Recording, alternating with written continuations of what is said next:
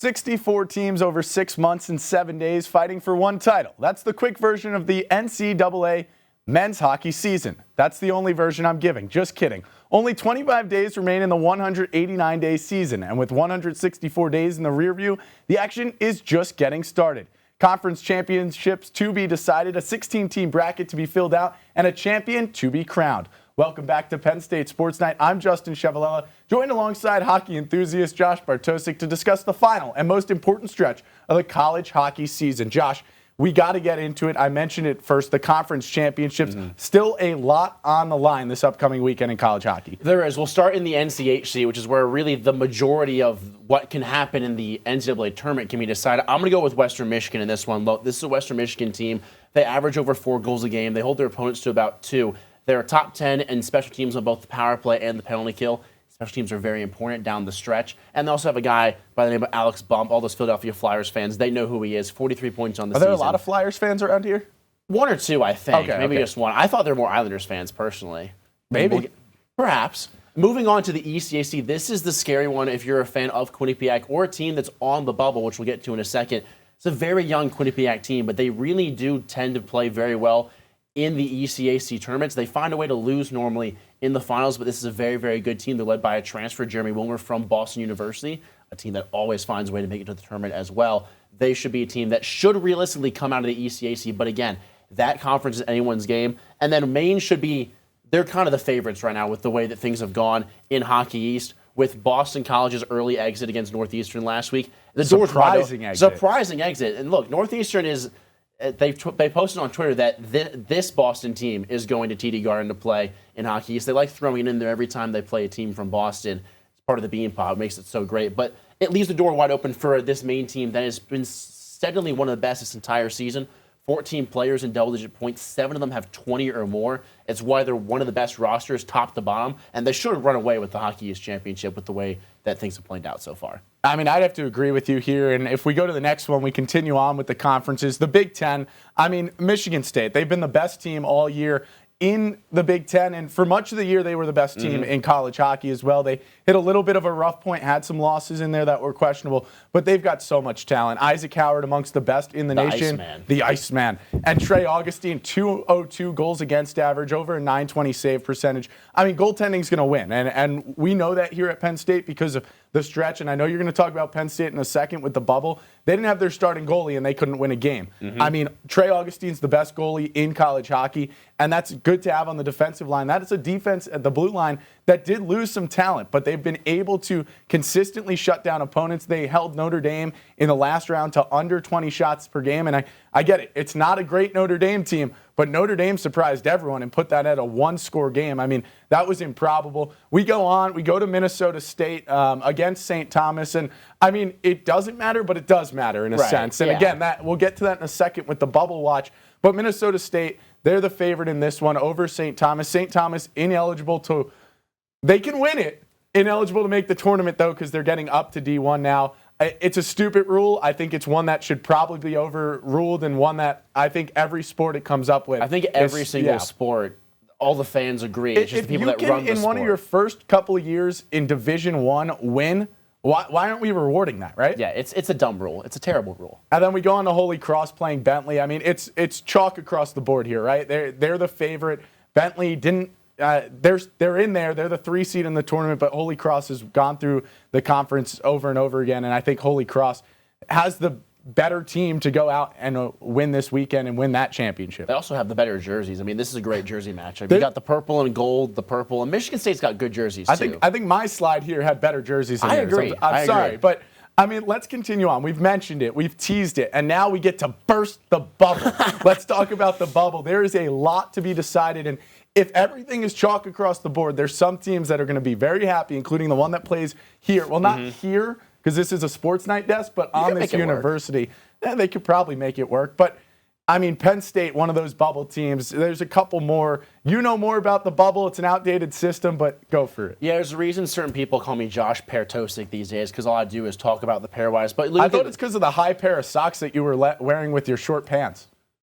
We don't have to talk about that. They can't see this under this. You don't have to air me out like that. But look, you go to the bubble, and there are 3 teams really to watch out for here. And technically, if Quinnipiac loses, they become a team to watch out for as well. But Penn State, Arizona State, and Michigan, those 3 teams are sweating right now. Penn State most likely is in the tournament, which if you go back to the middle of December when they were 0-8 in conference play and were dead last across all the metrics, you'd be shocked to say that. They currently sit 13th. They need 2 or 3 things to happen.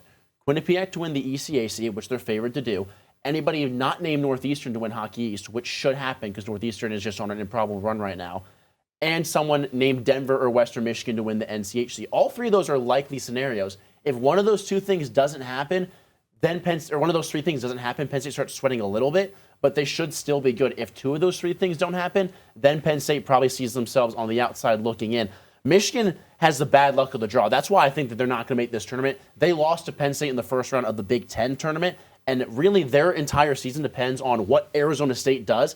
And Arizona State's entire destiny lies in their hands. They control their fate. They're still playing right now. They play Denver this week. Going to be a great matchup, the 2v3 in the NCHC. They're one of the hottest teams in the country. Penn State knows their best player quite well. Ryan Kerwin scored the game-winning goal against Minnesota Duluth in Game 2 of an overtime game in the first round of the NCHC tournament. They're one of the hottest teams. They are probably the second hottest team in the nation behind Penn State, who we're going to get to in a second. We talk a little bit more in depth about this entire tournament. But Arizona State, I do think they can find a way to upset Denver, and then they'll probably lose to Western Michigan in the NCHC finals, which would make Penn State sweat a little bit. But it would 100% knock the Wolverines out. They're just in a tough spot, and it's be the first time in almost 20 years we're going to see a Michigan-less NCAA tournament. Look, if you can't win the first round of your conference tournament at your own place, at one of the best and most famous college arenas, maybe you shouldn't be in. And I want to get to that point first. We talk about the pairwise. It ranks wins, losses, ties with home and away, and it feels like an outdated system. Yeah. Let's be real here. And we're not just saying this because we're here. Penn State's been the best team in college hockey over the second semester. By far. And they have to sweat it out. Why? Right? If this was basketball, if this was football, there's a selection committee, and I know they're getting sued in basketball by West Virginia, besides the point here. But if there's a selection committee, I could tell you for sure, I'd bet my mortgage that I don't have on Penn State being in. The rent we have to pay. But the rent we have to pay. But this is an outdated system. It's a flawed system. How do you think we fix it? Do you think a selection committee is the best option? You just think a new formula? What gets it to be fair? Because, we saw these teams that are going to get auto bids, just like the basketball tournament, even just like football with SMU and Boise State. They're probably going to get bounced early anyway. Yeah, I think the auto bid is still a good system. The problem with it is that you talked about it. They rank wins and losses. There is a slight edge to depending on which conference you're in. That's why the Big Ten normally, even if there's a team like Penn State that really, really struggled at the start of the season, they get those Big Ten wins. They get boosted up because it's based a little bit on conference. But they more so care about home versus away wins. What it needs to be is it needs to be based about the actual strength of the team you're playing in pairwise. You go back to a few weeks ago. Penn State took 5 of 6 points against Michigan State, the number 1 team in the country and the number 2 team in pairwise on the road, and they moved up 1 spot in pairwise because Army lost to Holy Cross. It's a completely outdated system. If you update it so you get ranked better based on the tougher opponent you play, regardless of the conference, that's how it should be, not just home and away wins. You throw in the fact that if you're playing tougher opponents, you should get more points in the pairwise or more of an RPI boost. That's how it should be. Until they do that, this year is really exonerating how flawed the system is. It's the first time we've really had this problem with it. But if you go forward and you say, all right, well, look, if a number 16 team beats the number 1 team, they should move up, 3 or 4 spots at least, kind of like how it is in football.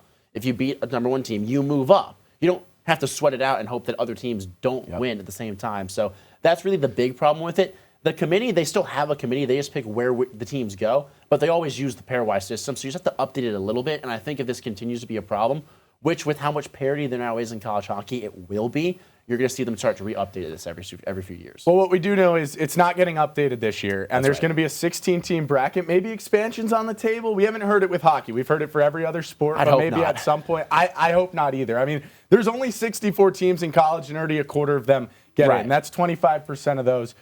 For those who don't know math. Yeah. Well, let's get on to it. 16-team bracket. Well, Final Four in St. Louis. who's your Final Four? Yeah, based so off current projections. Off current projections, I have Boston College in there. They are by far the best team in college hockey, besides Michigan State, who's also in there. Like you mentioned, Iceman Isaac Howard. This is a team that also has probably the best blue line in college hockey. Patrick Geary, Maxim Sturbach, David Gucciardi, just to name a few of those guys that have been so good all year long. Boston College, Ryan Leonard, Gabe Perreault, going to be NHL talents when their season is done, probably by the end of this tournament. And then you also have guys going to be drafted top 5 in James Higgins and one of the best goaltenders in the nation in Jacob Fowler. I have Western Michigan as well. They're currently projected to be the 2 seed in the Fargo Regional with Minnesota. I don't like this Minnesota team. Every year, Minnesota is kind of like the Penn State of college hockey if you go to college football. They never win the big game. They didn't do it against Notre Dame in the first round of the Big Ten tournament. They didn't do it when they lost. Good down the stretch. They haven't looked good down the stretch either, exactly. They didn't do it when they lost to Quinnipiac in the national championship a few years ago either. Bob Moscow can't get the job done. That's why I think Western Michigan, who has been on a tear this entire second half, gets that bid. And then Penn State. Look, we talked about it. The hottest team in the country right now. They've lost 3 games the entirety of the second half. One of those came this past weekend on a controversial high stick that ended up tying the game. But they have been red hot.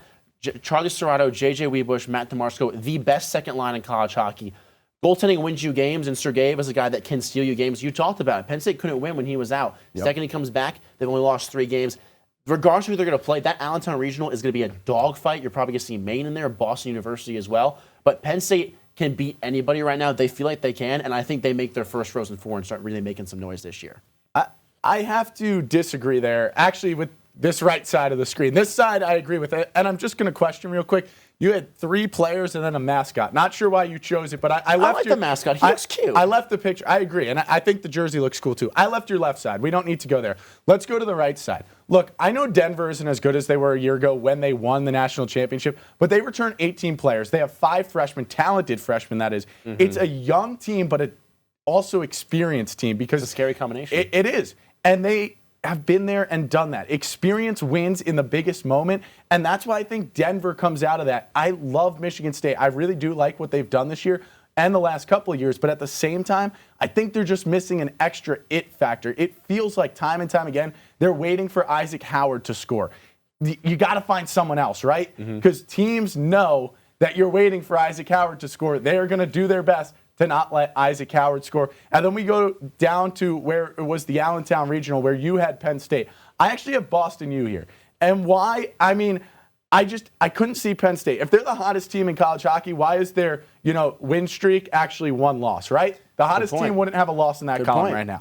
Boston, they're doing well. They've got a ton of offensive talent. Just talked about offense up there with Michigan State, why I don't think they're going to get through. Boston, Cole Iserman, he's had a great season. The Islanders prospect has. And then the Hudson brothers, over 85 points this season. They've been incredible. I think that offensive line has the ability to do damage. They've got depth up top, just like you talked about with Penn State and their top 2 lines. Boston has that top talent as well. That's why I switched that side. I know we have the same side over here, but that's going to do it. It's certainly going to be a wild finish to the college hockey season, and we'll have you covered here on Penn State Sports Night. Tune in next week to Dear Old State Update to get the latest on Penn State men's hockey. And then follow along for more updates throughout the 16-team tournament. That'll do it for tonight. For Josh Bartosik, I'm Justin Ciavolella. See you next time. Hey, everybody. Thanks for tuning in to this edition of Penn State Sports Night. For more content like this and so much more, make sure you subscribe to our YouTube channel and follow us on Instagram, TikTok, and X. For everyone here at Penn State Sports Night, we are Penn State Sports Night.